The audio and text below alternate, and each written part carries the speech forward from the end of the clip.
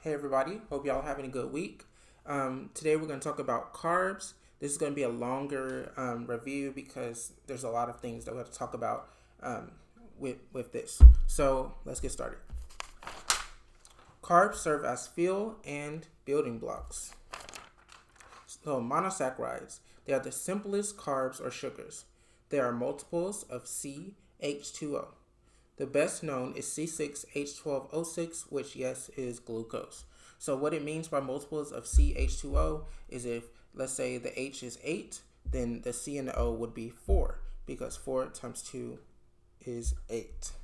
And here we have 6 and 12, because 6 times 2 is 12. It's double the outsides. Okay? Or it's just going to be multiples of the inside. And this is the formula that you go by. This is double the outsides. All right. So sugars are classified as aldoses or ketoses by 1, the carboxyl group location, 2, the length of this carbon skeleton, and 3, spatial arrangement around asymmetrical carbons. So when we talk about spatial arrangement, that's what we talked about last time, is where it is in space, where it is on the shape, on the picture. Okay, carboxyl group location. So that's what we're talking about, spatial arrangement. So this is a carboxyl group. So in aldoses, it is here. In ketosis, it is here. So in space, they are in different places. So here's kind of diagonal, and it's at the top. Here's more in the middle and horizontal. Okay, starch. Starch is the storage polysaccharide in plants. The extra starch is stored in granules in the chloroplast. So I drew a picture of chloroplast, and these are my granules, and that is where the extra starch will be stored. Remember, starch is in plants, not animals. All right, polysaccharides. Starch, glycogen, cellulose, chitin. We already talked about starch. Glycogen is the storage polysaccharide in animals. It's stored in the liver and muscle cells. So glycogen is in animals, starch is in plants. All right, cellulose is the polysaccharide that makes plant cell walls tough. So here's my plant cell, and here's my plant cell wall. Plant cell walls are semi-permeable, and they are tough, and they are keeping all the bad stuff out of the cell. That's why he's happy. Okay, chitin, the polysaccharide that makes insects' exoskeletons tough. So that's why sometimes when you hit an insect with something and it keeps running, that's because it's exoskeleton. It's because of the chitin. Lipids. Lipids are diverse, hydrophobic. Remember, hydrophobic means they do not like water. They don't form polymers. Remember, we talked about monomers and polymers. Monomers were the bricks and the things that help build up the house, and the polymers were the house as a whole.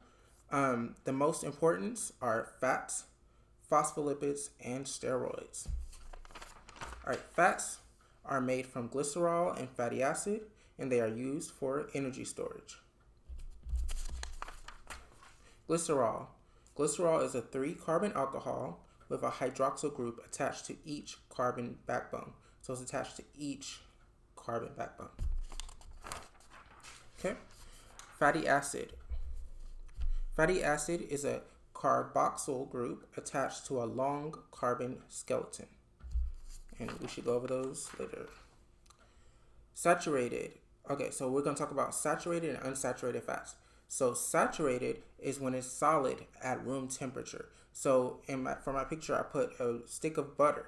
If you leave a stick of butter out on room temperature, yes, it might look a little melted a little bit, but it's still going to be solid at room temperature, and you have to warm it up in a microwave or something, or on the stove to make it actually melt. As if you use oil, which is an unsaturated fat, it is already liquid at room temperature. So that is saturated and unsaturated. Okay. Hydrogenation is when you convert unsaturated fats to saturated fats. So remember, unsaturated fats are the ones that are liquid at room temperature. So that's going to be our oils. So that's like we turned our oil into butter. Okay, that's hydrogenation.